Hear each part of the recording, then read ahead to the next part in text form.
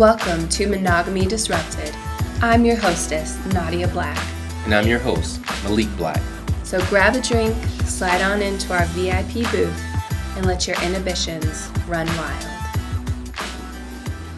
Hello, sexy people, and welcome back to another episode of Monogamy Disrupted. I'm Naughtia Black. And I'm Maleek Black. And we are so excited to have you for today's episode called Swipe Right for Pussy. In this episode, we're going to talk about how we find people in the lifestyle to date, both couples and single people. And if you feel like you've heard all this information before, I want to just mention that we do this in the most millennial way possible. So this is not going to be your traditional swingers website. So stick with us and you might learn a new way to get some pussy or some dick in your life. And if you missed the previous episode, you're definitely going to go back and download that. Naughtia went into a sexy detail about our first encounter and the kinky results it produced, and that was really steaming hot. So you're going to want to go ahead and take a look at episode number 2, download it, and enjoy the sexiness that is that episode. But before we jump into today's topic, Maleek, what's in your glass? I am rocking a Trader Joe's coffee with a splash of milk. It's very tasty. How about yourself? It's the middle of the afternoon when we're recording this episode, so I also have some coffee to keep me going through the day. So cheers to a great episode. Cheers. So the first thing we want to talk about is, and I kind of mentioned this briefly in the introduction, is that how we meet people in the lifestyle is very different than traditional swingers. So oftentimes you hear about sites like Cassidy, SDC, FetLife, sex clubs. We have not used any of those things to find people to date once we stepped into this lifestyle. We've kind of looked at Cassidy a little bit, explored it just briefly, but never actually decided to use it because we use more millennial ways of dating because, as we mentioned in our first episode, we are a millennial couple. We're late 20s, so we've done things very millennial-esque. Yeah, and it's not to knock any of those websites. It's not that we've actively decided not to go with those websites or different avenues. It's just that we've actively decided to go with other avenues a little bit more. Like you mentioned, we are on Cassidy and we've had a chance to mess around on FetLife before, but we just haven't really dug deep into it. I think it's in our future sometime, Naughtia, but at this moment in time, we like the other ways that we're doing for now.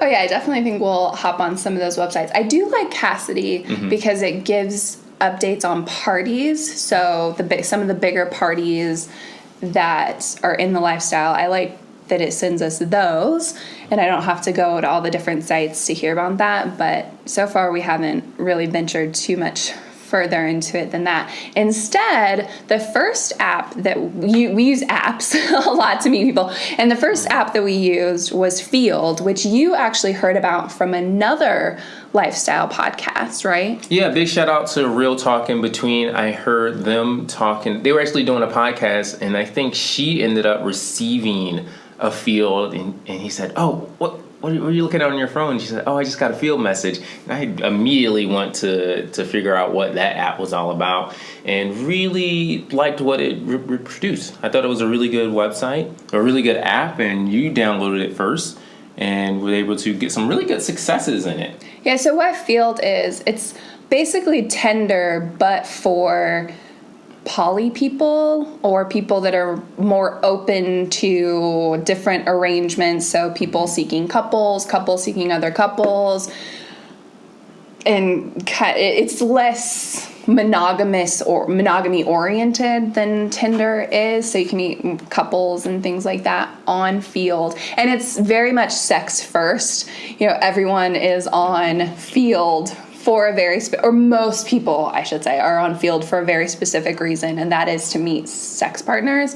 And so you really can just dive right into, so what are you looking for? And one of the latest people that we've connected with That was like the fourth thing that both of us asked, and we literally asked it at the same time was, so what are you looking for? What are you interested in? And it was just this funny moment.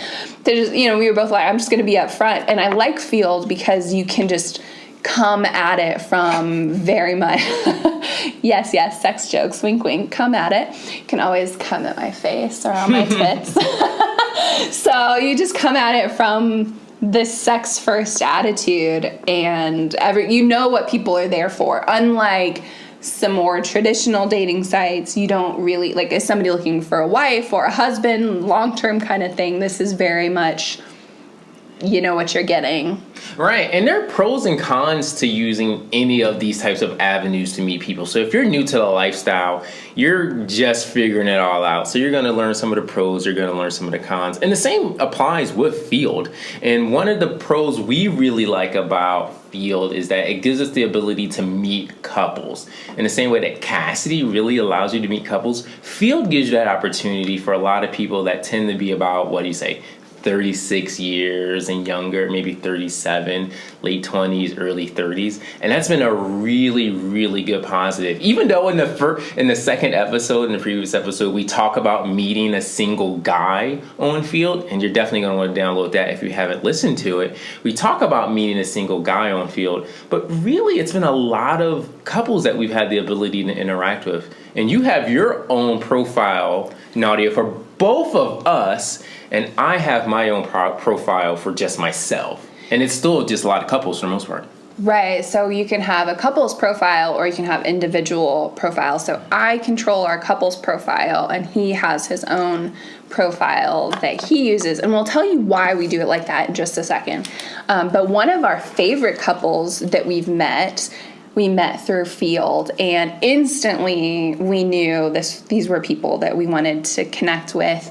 And it was very nice because within a span of a 2-hour text conversation, we'd already set up a time to meet because we just all knew the purpose of being on this app. So we really like Field for that reason. So the reason we have our profiles set up like we do is because in the lifestyle, and I think guys, you might relate to this, in the lifestyle, it's way easier for a woman, at least in our experience, to get dick or pussy, I guess, than it is for a single guy to find people, to get pussy. Specifically heterosexual. Right.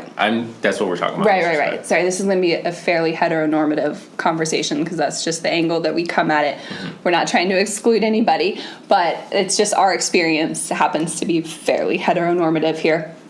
So for us, I have had no problems getting dates with single guys. Maleek, on the other hand... Yeah, definitely some struggles as it relates to connecting with people and knowing that there's an abundance of other guys out there, even in the small area that we're in, knowing that there's so much, I guess you would almost say like a form of competition. I mean, the ladies, from what I understand, have the pick of the litter, and you're just really trying to figure out who you can potentially connect with as it relates to a guy connecting with either a single woman or, more often than not, like another couple or lady that happens to be in a polyamorous type of relationship. Yeah, so Maleek has his own profile on Field so that he can have more of an opportunity to find both single women and couples, because we want to give him all the opportunities. And this is sounding like he's desperate. Well, he's not desperate. It's just an interesting dynamic that we weren't necessarily prepared for when we stepped into this lifestyle. And it's not that, so here's what I think is really interesting. It's not that he's not finding lots of women in his search. It's the challenge is finding women who are okay with him being married. Would you say that that's probably true? It's half and half. Okay with being married and okay with being just moving towards the sex portion of it. sometimes it's like an uphill battle, and it takes a little bit longer to get up that hill, if you will. We'll talk about that a little bit when we talk about our Tinder profiles too. Yeah, so whereas for me, on the other hand, I can basically just put swipe right for pussy in any of my profiles, and men are like, yes, please. And that's actually one of the reasons why we're really excited about this podcast, is to really help destigmatize for women this idea of just being a slut. And so we wanted to do this podcast to really help for me anyway, women in particular, get okay with this idea of just slutting it up and being okay with enjoying sex and going after it and getting it and not feeling guilt or shame or anything like that around it. We're very much a sex positive podcast. And part of this journey into finding women for Maleek has really just sparked that passion for me even more, because I see the hesitation that a lot of these girls or women have when it comes to a sexual relationship that's just sex. And it just kind of just got me really excited about being like, girl, it's okay to just want some dick. I want to take a step back to feel. I want to talk about the cons. Can I talk about the cons? Absolutely. There's only really one big one at this moment in time. There's not a lot of people on field, at least where we're at. Right. You could be in the middle of Rhode Island or rural Michigan, and you'll probably connect with some people on Cassidy or maybe even SLS because they're so big. But with Feel, it's one of the newer apps, and it's not the best app in the world. It can be kind of tricky to use, and it's not as user-friendly in that respect. But there are not many people where we live. So we signed up for it on a random, let's just say Monday, and it felt like we had already connected or went through a lot of people in our area within a week or so. Right, yeah, and it's not like we live in a small town. We live in a city with over 500,000 people, so it's not like we're living in a tiny little town. But there still just aren't very many people. There are a lot of people that we connect with 257 miles away, which is the next largest legitimate city, 1 million plus people. And we are willing to make that trip for the right people. But that is definitely a big con, is that there's not really that many people locally. Mm-hmm. Whereas unlike Tinder, which we're going to talk about now, there's lots of people locally.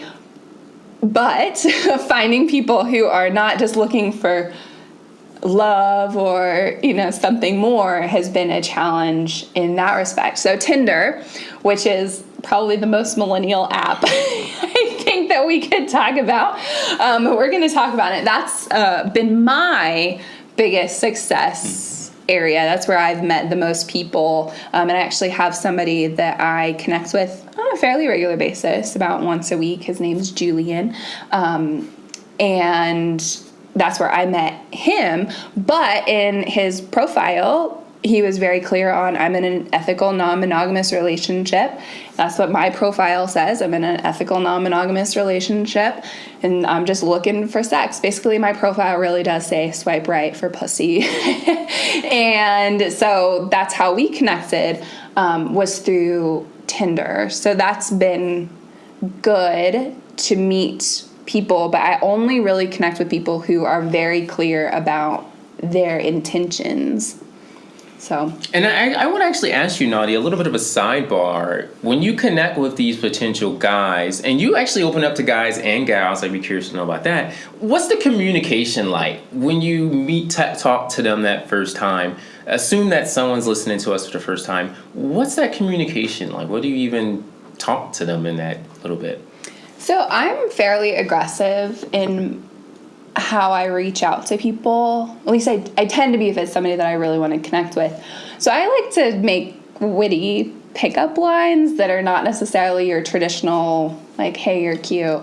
So I look at their profile and kind of see what there is that I could connect with them about, and I usually am I usually am the first person to say hi. And so then it kind of starts a dialogue. And if they're at all like flaky in their communication or just not very good communicators, I'm usually like, this is not going to work out. Because in poly, one of the biggest things you have to be aware of is communication. So if somebody is not a good communicator right off the bat, it's not like they're going to get better. So that's like a big red flag for me. But also, a big red flag is if they just are boring. I don't like boring. I tend to like, long-haired, dirty hippies, tattooed rocker guys. Like, I like anything left of normal. So if you start to bore me, that's an automatic no. So really, it kind of goes pretty quickly for me because I know what I'm after. So it's usually like, hey, how you doing? Tell me a little bit about yourself. So here's what I'm looking for. Is that okay with you? I'm very upfront about. So just so you know, I'm married. All I'm looking for is sex. I'm not looking for somebody to tell me I'm pretty when I'm feeling sad. I already have that. And I asked, is that something you're interested in? And about 75% of the time, the guys are like, yes, please. But there is that 25% of the time where they're like, no, actually, that doesn't sound like what I'm looking for at all. And so we, kind of exit the conversation. But then I'm usually the one to initiate, hey, do you want to go get a drink? Here's what I'm available. Can we set something up? So I generally take the initiative to move things along because I know that for a lot of guys, they are having to do so much of the work and they're just like trying to push things along. So I just take over and do that to really set myself apart from the rest of the ladies out there. And I'll jump in here and speak as a millennial guy in his early 30s, late 20s. One of the big things that a lot of millennials are really big into is consent. And that's an episode we're definitely going to talk about probably within the first 10 episodes. But a lot of guys don't want to come off as uber aggressive or offend the lady on the other end. And that's something I'm very cautious about as well. In my communication, I don't want them, even though I am really looking for sex or some type of sexual relation, I don't want to come off as a creep and say, hey, let's meet up right away, even though it's the fifth communication. And I'll say, ladies, if you're listening to this podcast, there's a lot of guys, if you come out and say, hey, I'm interested in meeting up next week. Is that something you're into? A lot of guys are going to respond really well to that. Not necessarily because the pressure's off of them, but more so they just don't want to come off as being a weirdo in that respect. Am I right on that? Yeah, and I think it's such an interesting dynamic because part of traditional culture tells us that, the men should do the hunting, women are like this prize to be caught. Oh, it just gives me the creeps just saying that. And so I think a lot of women take the back seat, like a more passive role. And of course, I'm talking generalities here. This isn't everyone specifically. But from what I've seen in the communications that Maleek is getting, this tends to hold fairly true for most of the women you've talked to. I would say, is they tend to just kind of take a back seat. They answer the questions, but they're not really asking them. They're not really moving the conversation forward. It's like they're trying to be hunted almost. And so I think for me, I just gave myself permission to buck that tradition. I'm not, we're not out here playing some game. And I'm just going to be very upfront about what I want, how I want it. And if that's what somebody else is looking for, great, let's do this. And all the people that I've really connected with, it's worked really well because of that upfront communication, not just from me, but from them as well, because we expect this communication. So I think you have to be considerate of both people. So you're trying to be, Maleek, you're trying to be aware and conscious of not coming off as a creep. And for me, I'm trying to be aware and conscious of saying, yes, this is what I want, this is what I'm after, and really speaking up and advocating for myself. It's really sexy. I mean, it really is really sexy. And I'll tell you a quick story here where I connected with someone on Tinder. They were a really nice looking person and conversation was good, but I hadn't heard from them in about 6 or 7 days. And I was like, well, I think I'm just going to unmatch them. And I said, just before I unmatched them, I'm just going to send them a quick message and say, hey, are you still around? Are you still interested? What are you looking for? And I sent that, and she replied back, and she said, I don't know what I'm looking for. I said, okay, it's Tinder. You got to know at least a little bit about what you're looking for. If you're a person that puts no hookup or looking for a real relationship, that's at least fine. But you got to know what you're looking for. And I said, well, do you want to meet up for a drink? And she replied back that I was being too aggressive. that was too aggressive and that all the guys on Tinder are like that, and why can't we just sit and talk? And I said, well, this is the reason why I asked you what you're looking for, and I had told her what I was looking for. I'm looking for potential friends with benefits, maybe a booty call, someone I could spend a good amount of time with and have sexual relations with, and she did not like that at all. And so that's an example of what some of the trends you're trying to build, Naughtia.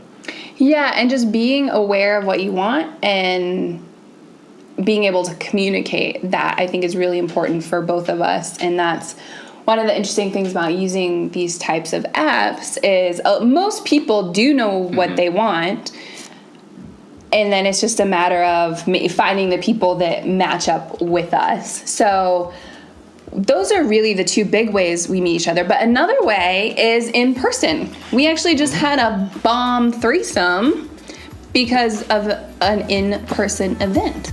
Yeah, and it was our first non-monogamy type of event we had ever attended, and we met someone in person, and it turned out to be a really, really good night. I think we're going to talk about that on episode 4. It's going to be something you'll definitely want to listen in on. So we would love to know from you where you meet people. So hit us up on Twitter at Monogamy Disrupt. That's at Monogamy Disrupt.